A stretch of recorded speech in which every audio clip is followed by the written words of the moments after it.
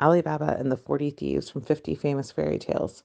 In Persia, there once lived two brothers. Qasim, the elder brother, married a rich woman and so lived in a fine estate. But Ali Baba, the younger brother, had married a woman as poor as himself and had to go work hard for a living. He managed to scrape together enough money to buy 3 donkeys. Every day he drove the donkeys into a nearby forest and loaded them with firewood, which he then sold in the public market. One hot afternoon, Ali Baba had just finished loading the 3 beasts with their daily burden of wood, when he saw many horsemen galloping toward him. Ah, thought Ali Baba, only thieves could be in such a hurry on a hot day. I had best make myself scarce. And so he prudently tethered the donkeys in a thicket where they could not be seen from the road and climbed a tree. The band of horsemen came to stop directly under the tree in which Ali Baba was hiding. As they dismounted and counted them, they discovered there were exactly 40. Soon one of them, probably the captain, stepped up to a flat boulder on the rocky hillside, and a deep, clear voice said, "Open sesame." At once, the boulder swung open, and like the door to a castle, the 40 thieves stepped inside. As soon as the last one had crossed the threshold, the door swung shut. Not even the sharpest eye could tell where the opening had been. Ali Baba was Ali Baba was trembling so that he nearly fell out of the tree, but managed to hold on until the 40 robbers reappeared. The leader said, "Shut, sesame." As soon as that was said, the boulder swung back into place, and the 40 thieves galloped off. Ali Baba stayed in the tree as long as he could see the least speck of dust from the galloping hooves. When he was, when he was certain the robbers were out of sight, he walked, he climbed down, and all the while was saying, "Sesame, sesame," over and over again, so that he would not forget the name of the grain that the robber chief had used as the magic password. He walked up to the boulder and said, "Open, sesame." As soon as the door flung open, Ali Baba entered and found a spacious cavern, dimly lit from cracks in the roof and piled high with treasure chests, sacks of gold, coins, jewels, bales of rich cloth, and all manner of loot that the thieves had stolen and hidden there. Leaving the silks and jewels for a later trip, Ali Baba took only as much gold as he thought his 3 donkeys could carry. Once again he said the magic word, and the door flew open. Quickly Ali Baba took out the firewood from the saddle baskets and put the gold inside, covering it well with a few sticks of wood. Then he said, "Shut, sesame." As soon as the thief had done, had the thieves had just as the thieves had done, and hurried back down to town as fast as his donkeys would go. He put the donkeys in the stable, tossed them a handful of hay, and carried the baskets in the house. "Have you gone crazy?" demanded his wife when she saw him. "Bringing wood inside instead of selling it?" "Hold your tongue," Ali Baba ordered, "and draw the curtains. Lock the doors." His wife did as she was told, but when Ali Baba opened the bags and poured out the gold in a glittering heap, she shrieked in amazement. "Hush!" Ali Baba begged her. "Do you want the neighbors to hear?" And he warned her that they must spend their new wealth only a little at a time, so that no one would suspect they had found a treasure. His wife promised, but she could not rest content until she found out how much gold her husband had brought. At first she tried to count it, but the sum became too large that she couldn't reckon any further, and didn't know what number came next. She then thought of weighing it, but she had no scales. So she went into the house of Cassim, her brother-in-law, and asked his wife to lend her the scales. Now Cassim's wife was curious as to what poor Ali Baba could have needed weighing, so she rubbed the bottom of the scales with mutton fat, hoping that whatever touched would stick, and sure enough, when the scales were returned, a gold coin was sticking to the bottom. Cassim's wife immediately told her husband, and the two wondered about their brother's sudden wealth until they were sick with jealousy.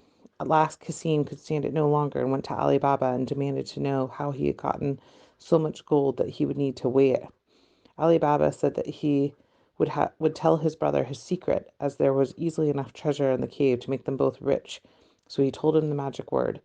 Next morning Cassim was up before daybreak, determined to go to the cave and get all that he could before Ali Baba would have a chance.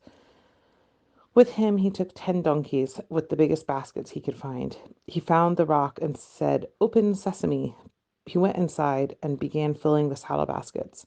At last they were full, but There was so much treasure left in the cave that the greedy brother wished he had brought 20 donkeys. He was so upset about the treasure he was leaving behind, he completely forgot the magic word. All he could remember was that it was some kind of green. So he said, "Open barley," but the door remained solid rock. Then he tried open wheat, but it stood steadfast. He tore his hair with rage, but the door would not budge.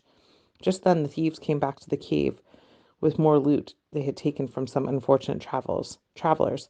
The minute the door swung open, Cassim darted out, hoping to escape, but the robbers caught him and quickly put him to his death. They hung the body inside the cave as a warning to anyone else who would know their secret, and then went on their way. Meanwhile, Cassim's wife grew worried at her husband's failure to return. At length, she went to Ali Baba and told him what Cassim had done. Ali Baba warned her to tell no one, and then they set off to go find the cave.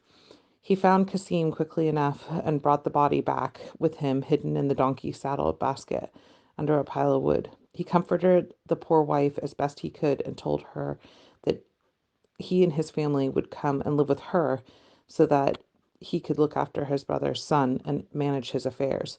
The wife agreed quickly, and the two households became one that very day. In the meantime, Ali Baba spoke to one of Cassim's serving maids. Morgiana was her name, and she was devoted to the family and had long served them faithfully and well. Morgiana promised to devise a scheme so that no one should know that Cassim had been murdered. Forthwith, she went to a seller of herbs and powders and requested a medicine of great strength.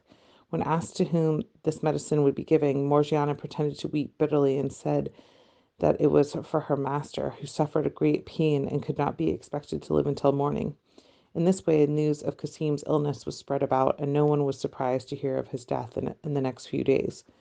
While all this was taking place, the thieves returned to the cave and found that Cassim's body was no more and that their treasure was missing.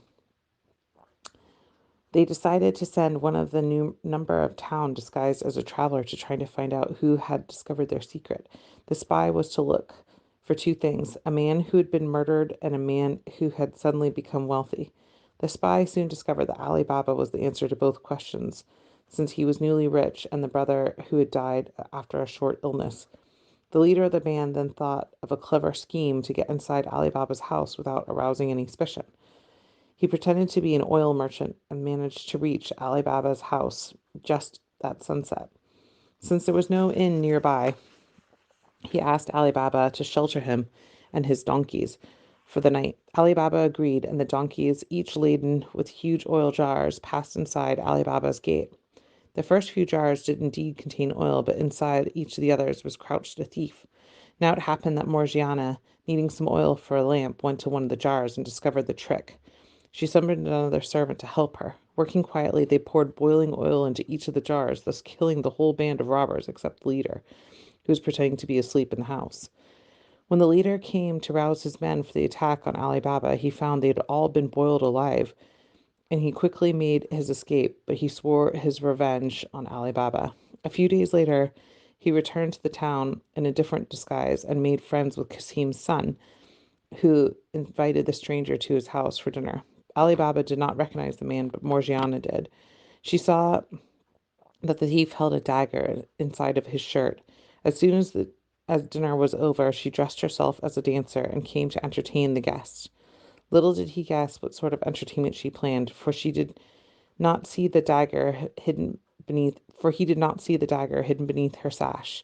She flung herself at his feet as if asking for a reward, and as he reached for a few coins, she whirled out the dagger and stabbed him.